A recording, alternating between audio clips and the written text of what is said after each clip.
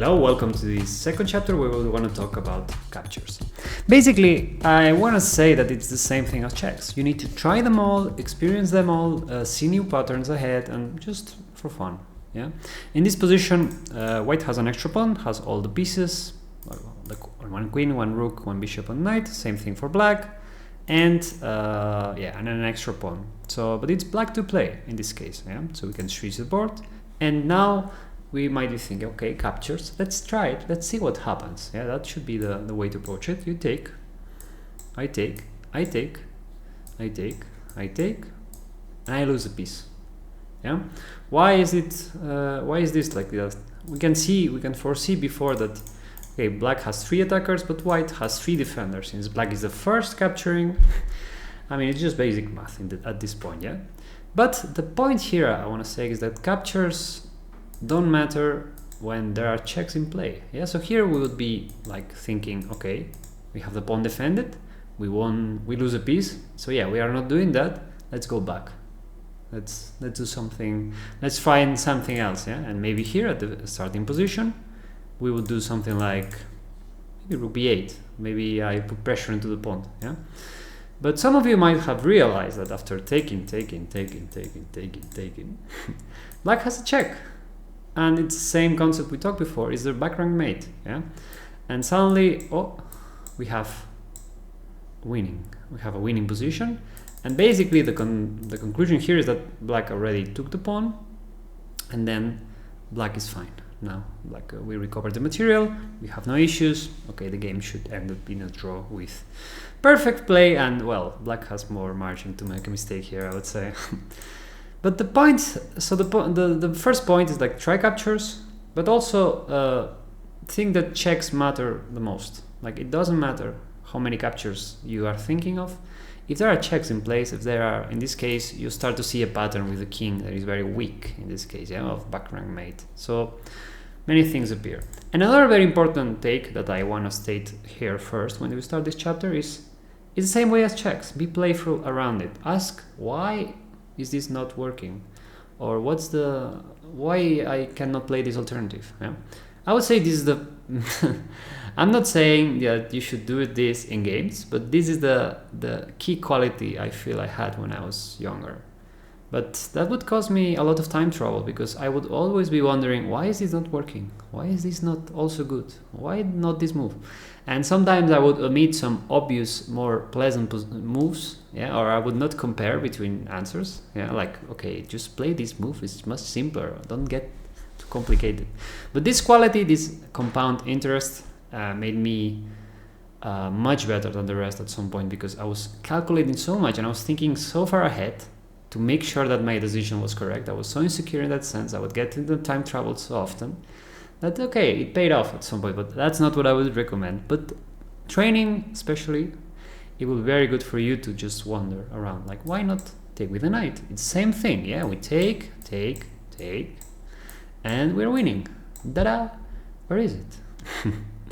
The point here, and also what we will see more in depth in the next chapter, is the threats. The threats also are a way to continue, you know. In this case, white has a check here, but can also be considered. Yeah, it's interesting. And then we have another check, and then we can, but now the checks are banished and we are not sure where it's running, and black has so many moves. Yeah, so yeah, just a piece down and our pieces are far away. Now we have some kind of intuition, yeah, like king, that this is not going anywhere. Yeah, and so white can try this threat, and suddenly it's not that easy. Like, wait, my queen is threatened, but the queen is also defending the knight, so I should go defend it. Yeah, and suddenly white can create an attack to the king that was actually not there at the beginning. Like, what's going on? Yeah, and this position is actually completely lost. Yeah, because all our pieces are on the queen side, but white has all the pieces pointing to the king side.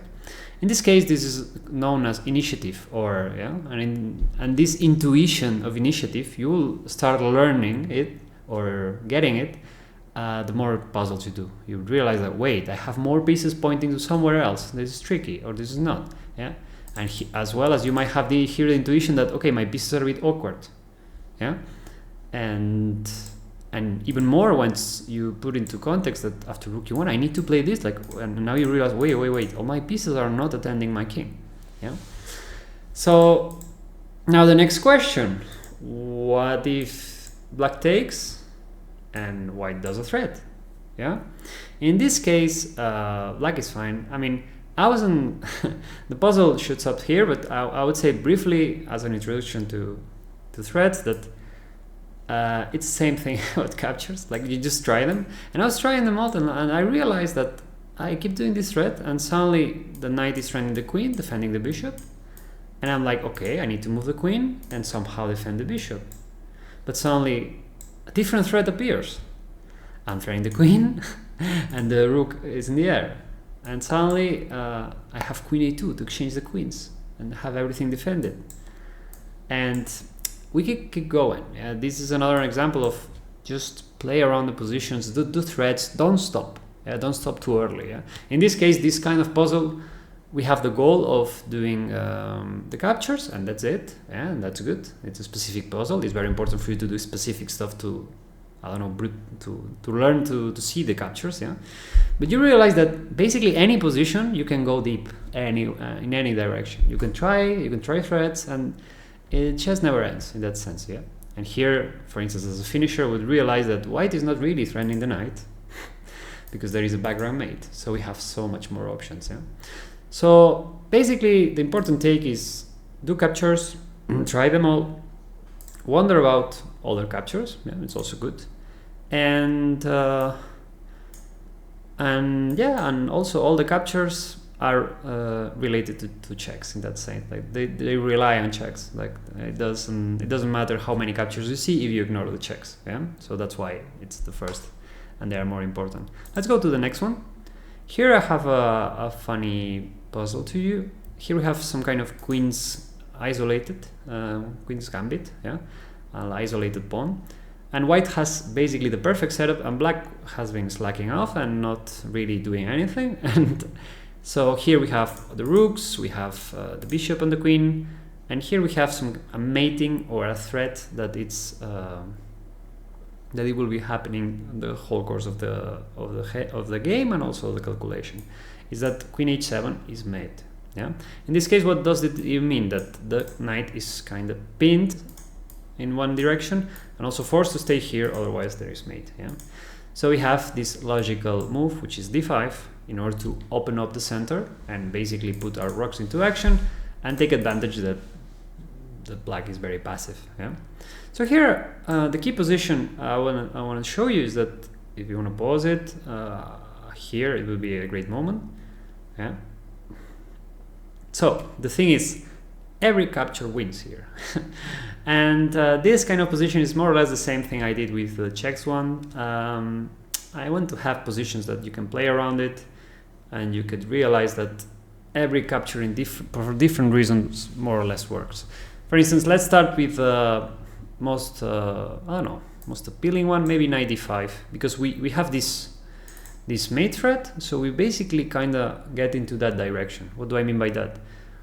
We want to disrupt this knight, so we have a goal. That's also very important. If we have some kind of a goal, yeah, it's much easier to get information. Yeah, like if this works, I will not need to calculate anything else. Yeah.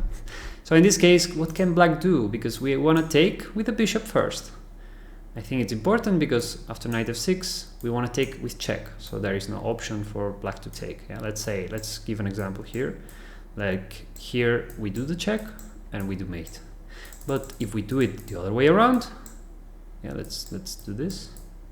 Suddenly black has this move, yeah, because it's not check. Yeah. So in this case, we have a great position as well for you to compare different kind of captures, and also to compare, like, we have different goals that appear on the way when we are doing the captures. In this case, we might be focused on this one, but we might also realize, some of you might also realize already, that after bishop b7 we can also take on e7, and we have an extra piece, and we should be winning as well. Yeah. So yeah, always be open to have different options of captures. Is obviously very good, but here I just wanted to show that let's say if I take with the rook, that this doesn't look like the most natural move, like, okay, we are not increasing the pressure here, we are not increasing the pressure here, so what is this about? So after we take, now we take on d5 and we make use of the pin, yeah, and we threaten the queen, so black more or less is forced to move the queen, or otherwise we win material, and then we will take on f6, again with the bishop first, and then with the knight. So, well, in this case doesn't matter that much, but yeah, and then we will have the mate here, or at least we will get back a piece. For instance, black can also give up material, and we'd have 2 pieces against the rook, which is much more prevalent, I would say. So yeah, and even if we start with this one, yeah, now black is more or less forced to take with the knight. That's also good, it's very forcing. And here we will take on e7. I mean, black can only take here, it's very forcing, yeah. And now we take here on d5, and black is just losing because we want to take with check and then do the mate. And if black tries the same thing, you realize this is very forcing. There's only one move each time. So that's another very important concept I want to say, is that, yeah, here maybe any capture wins, but for instance, once we take here, black has so many more moves. For instance, in this case, g6 can be a move, yeah, but we have a different resource against each and one of them. But there are better move orders, I would say, no, better ways to capture, make it more forcing, yeah. So in this case, this one, and this one, yeah. And also, again, I want to insist that you will keep learning patterns that usually rely on checkmate or getting material advantage, yeah. And try to play around them, and also try to find new patterns. Yeah, don't get stuck like, okay, this pattern doesn't work, this position is not winning, let's go to something else. No, it doesn't work like that. And be playful again with training. So we go to the next position. As usual, I'd recommend you to just pause whatever you feel like and think about it on all the positions. And here we have yeah, very normal position. Maybe it should come from, I don't know, I just designed all the positions, so the opening is not easy to track what's the opening. But basically, black is a bit passive, black doesn't have material down, and we have, again, you start to see the pattern, yeah? Once the king doesn't have an heir, we have themes with a mate, yeah? So here we need to try captures, yeah? So let's try this one, yeah? In this case, black takes, and we get a pawn. Because if black takes the bishop back, we have queen e8, and there is mate. Yeah. So we see that, again, captures are very important, but when there are checks, yeah, like the rules change. Yeah. Even the black has 2 pieces defending, yeah, it doesn't work like that.